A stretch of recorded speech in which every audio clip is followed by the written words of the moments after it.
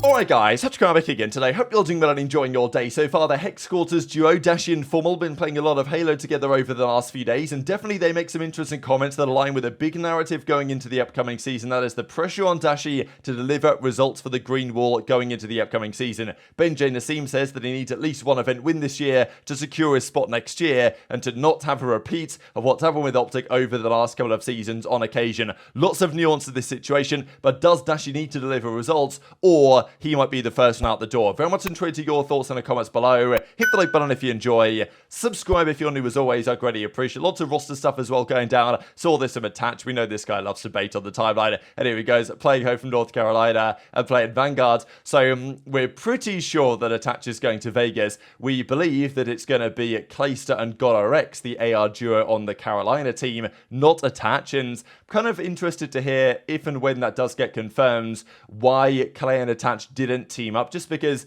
it was a rumor for some time. I don't really know if there was ever basis to that rumor of Clay and Attach teaming up, or whether it was just pure speculation, because it made a lot of sense, right? Clay and Attach played together before as an AR duo. It makes a bit of sense now, as obviously Attach was an SMG when he was with Clay way back in the day on FaZe, and even, you know, Denial Esports when they won the World Championship together way back in 2015. But I don't know if Attach and Clay ever talked about teaming together, or whether that was really ever a possibility. But yeah, Clay and Attach probably going their separate ways as it stands. Now, Los Angeles Guerrillas, just a quick note on them, because there have been some rumors as to the direction they might tend to take.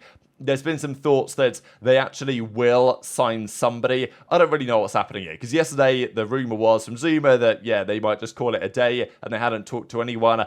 I believe they might have some idea, but I really just don't know who's making any decisions there. So I don't even know who's making, like, who even signs the contracts on the Los Angeles Guerrillas side, because it does seem like they've just fired everybody, right? And as we see, this is their most recent tweet, June the 26th, when they released their entire team, and maybe they'll get a couple of these guys back in. But yeah, Salt, Exceed, Joe the Thieves, they got rid of. Everyone else is gone as well. Exceed, it was his birthday before that. Like, you know, they don't do much to the LA Guerrillas, but apparently they are maybe going to do something. We'll see on that one, I guess. But yeah, I really just don't want an 11-team league if we can potentially avoid it, because as we said yesterday, sure, 11-team works fine for the qualifiers, I guess, but for the majors, you're going to need to try and get a challenger team in as the 12th spot, which is great on paper, but with the CDL actually execute on that successfully, I don't know, that maybe is a little bit more unlikely. So when Scump retired from the CDL, he made that comment in his kind of announcement video that they did when they got everyone around his house, and he did the retirement speech, and he basically said to Dashy, look, I'm falling down so you could rise up type thing, and the expectation was that Dashy would really commit 100% and deliver results for the second half of the season, after Dashy was dropped at the start of the most recent year in Modern Warfare 2. Then he came back in when Scump retires, and Dashy did great for the rest of the year. Played very well, nearly won an event, of course, and, you know, was right up there as their best player of the season, you could say, statistically, as it always tends to be, because that's what Dashy delivers. The question has been, though, what's going to happen going forwards? Because FormaL and Dashy, we know they love the Hex Quarters, and in some ways they're very similar players in terms of talent, but in terms of career and accolades and results, FormaL is the greatest esports console controller player ever, after what he's achieved in Halo and Call of Duty, the amount of championships he's won, like how I see this guy is on the championship Sunday, his communication, everything like that. Dashy has a lot of FormaL's trait in terms of shooting ridiculously straight, loads of other things as well, and being the main AR for OpTic for quite some time and having success doing so, but not as much success. I do wonder how they'll be affected as well by the disappearance of the Hex Quarters. We know that, I think it's early November, in maybe a week or so's time, the lease runs out, everything will be moved out of there, and everything's going to be based out of the headquarters in the heart of downtown Dallas, which is, okay, it's probably going to be fine, and the internet there is fine, but we know that Dashy has always preferred it at the headquarters, as has FormaL, so I guess they'll just have to adapt to a new setting and probably a slightly longer commute, to be honest. Now, this was a clip that came out when Dashy and FormaL were playing Halo the other day, and you know, they were talking a bit of trash in the lobby about the only kind of multiple COD champions and multiple MVP winners in the same lobby, which is which is true, and it's nice of FormaL and Dashy to vibe like this, and I thought the clip was kind of nice. But also it does align with one of the big stories for the new season, right? If, okay, you look at FormaL, he has, plenty more championships, plenty more MVPs than Dashy does, and sure, Dashy's got 2 championships, 2 MVPs when he's won the championships at Vegas 2018 at the start of the Black Ops 4 season, and then at the start of the Vanguard year, Major 1 in Dallas when they won that with OpTic Texas, and of course Dashy was the MVP again. But still, in terms of COD accolades, while sure they might be both multiple MVPs and multiple champions for OpTic, it's not quite the same deal. What is this, like, COD reunite? Like, there's 4 players in this lobby that played COD. Only 2 of them have won tournaments, though. Like, that's all I'm gonna say. I know, that's me and you. Let's go. Let's go. Only 2 MVPs in this lobby, dude. So. A lot of people donating the prize claim, but yeah. Just 2 multi-MVPs, dude, whatever, dude. Not a big deal. And then Brandon, obviously, I mean, he's the longest term player on OpTic, and I think they have like 2 wins, and they haven't won a lot recently. So if they don't win this year, there's going to be a lot of outrage around him too. So I feel like the one that's going to get the most pressure is going to be Brandon. If they don't win, Brandon's, I hate to say, listen, Dashy and all that, like, obviously me and Brandon had a lot of interactions this year. And, like, I like the kid, but, like, he's got to get them a championship this year, or I think they may move on. Situation. Yeah, well, it can't just be him. You know, it's a team game. You got to work together. I know, but you can't just carry them to victory, bro. 100%. I don't like this whole like Bruce narrative that he's like the main problem with OpTic over these years. But no, I think they have 100% a collection they have a collection of problems for sure. But I do think that if they go another year, they bring Ken in for leadership, they still can't figure it out. He may end up just being the person. The Ken pickup's great, Ben. That was the best thing OpTic could have done was picking up Kenny. They can't figure out what Ken. I don't know what to say, man. Like, so we looked the other day at this like pressureometer, and a couple of you guys mentioned to me that it's actually called a manometer, like a pressure meter. So pretty cool stuff. Learned something new. But here's an example of such a device, and I put something like this on the thumbnail sometimes because it's pretty cool. The pressure meter. Okay, the manometer. We'll just go with that for the time being. Just with which players have the most pressure on them, right? And there's no doubt that plenty of players do this season. We talked the other day about, Sib going into New York, Drazah going into FaZe. Even, I would say, some of the players on Surge, there's pressure on them to deliver, given, questions about the Friendship League, all this stuff. Pressure is on some of these guys. Probably on Dashy more so than most, just because he's been on OpTic for, 5+ years at this point, really, since the start of Black Ops 4, and he has delivered some great results, but very occasionally, and the team hasn't really been there. Now, there's lots of nuance to this situation. There's lots of, pieces to the puzzle to put in, and it's not just Dashy's fault that OpTic haven't done as well as they might have done over the last couple of years. There's plenty of reasons, but this year really needs to be the turning point for OpTic, right? Over the last definitely couple of years or so, there's been always some sort of caveat to this situation. They won at the start of Vanguard. They might well have won again, but Illy's thumb, he had the issue. They had to get Pro Loot in. Illy eventually comes back. It derailed their season, no doubt about it. Then most recently, Scump wanted to play, then he retired.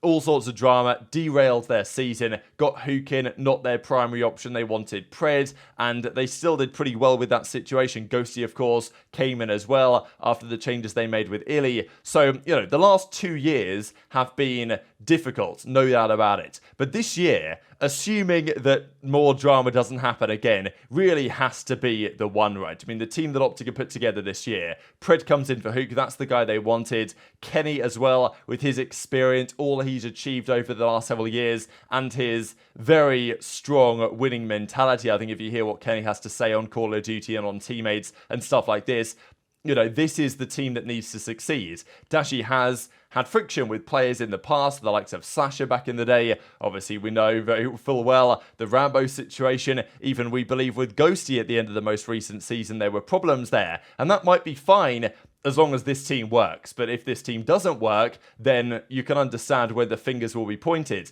The pressure as well is to some degree on Shotzzy, I guess. But as I say, Shotzi's been around on OpTic for less time, and really both years that he's been on OpTic, there's been caveats, there's been situations, there's been reasons, and you can go into how valid you think those reasons were that OpTic didn't win because of the Illy thing, the Pro Loot thing, the Illy back again thing, and most recently with the Scump retirement. They were definitely valid reasons for why the team wasn't wasn't able to succeed in the way that they might have done. And that's just why the pressure is probably more so on Dashy, because he was also on the team during Cold War, which was a team that definitely should have had far more success, I think, than they eventually did. Just to look then at some accolades, right? Because this is Dashy's kind of career on OpTic, at least, since the Vegas Open win in 2019. These are the results you're looking at for the last several years. Lots of fours, thirds, seconds, but only a couple of firsts scattered in. If you look at, let's say, for example, we look at Kenny. I think this is Kenny's one. There's more worse results here, but there are more victories, right? I mean, and even before Black Ops 4 in the World War II days, Kenny won quite a lot that year as well on TK. But yeah, we look in the last few years,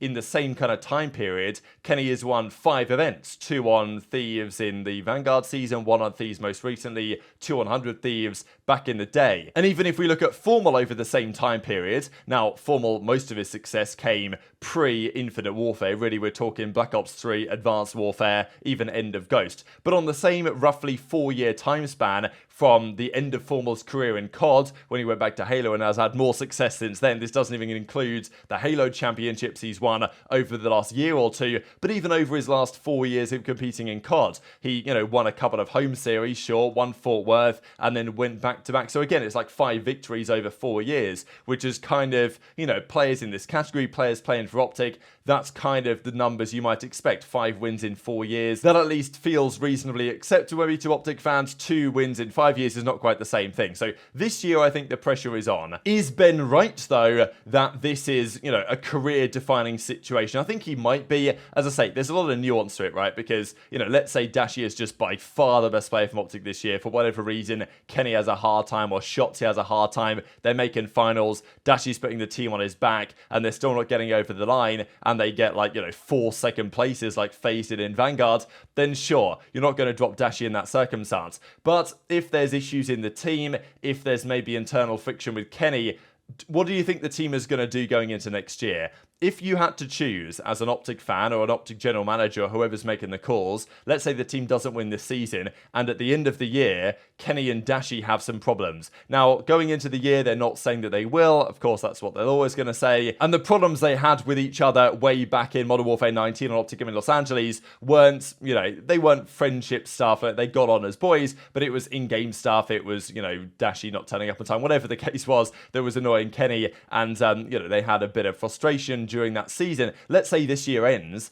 and again, just like with Dashy and Ghosty, there's issues with Dashy and Kenny. What would OpTic do? Do you choose Dashy, keep him on, or do you choose Kenny, right? And this is kind of where, they've exhausted all the options now. This is the final call for OpTic. Scump's now gone. There really is there's no better team they could have formed. Maybe Drazah for Kenny, but even then I think you can debate it either way. Realistically, this is the best possible team that OpTic could have formed in the circumstances, and if they don't deliver, it's going to be on the members that have served for the longest that are going to be under the spotlight. And of course, Dashy falls primarily into that category. So tweet your thoughts in the comment section below. Just to mention as well that another advantage OpTic have is that they have arguably the most clutch player in COD history, and that is Karma. At least to me, when I think of clutch in COD, I think of Karma. And having him on board for the new season surely cannot be in the negative. So very much tweet your thoughts in the comments below. Just to mention, if you guys want to check these out from Kimchi here, some beautiful wallpapers that he puts together in like a cherry blossom style. So yeah, obviously all the tweets and stuff will be linked down below